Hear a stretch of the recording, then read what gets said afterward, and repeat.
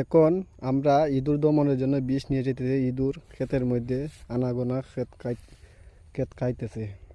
রোয়ার গুছা মানে ধানের গুছা, খাসা ধানের গুছা এগুলো খাইতেছে।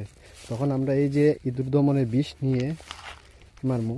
এই যে চানাচুর, চাউল, পাউডার বিষ নিয়ে আমরা খেতে মারবো। এই যে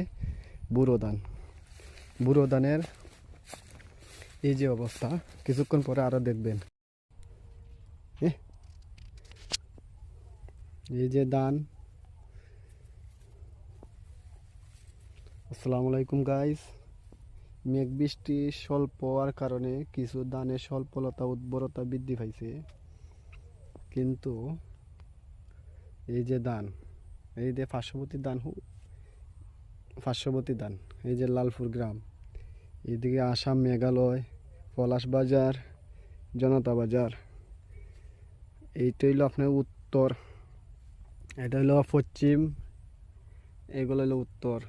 ধানের ভারসাম্য ওর ছাড়া ওর আইসলাম ইঁদুর দমনে বিষ দেওয়ার জন্য, কিন্তু ইঁদুরে এই যে আপনার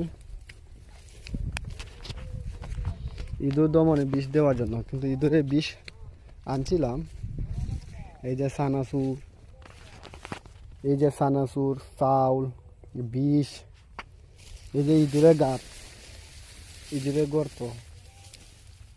গর্ত মাটি, এই যে ইঁদুরের গর্ত মাটি, ইঁদুরের গর্ত, এই যে ইঁদুরের গর্ত, এই দেখেন, এই যে ইঁদুরের দান খুব ক্ষতি করতেছে।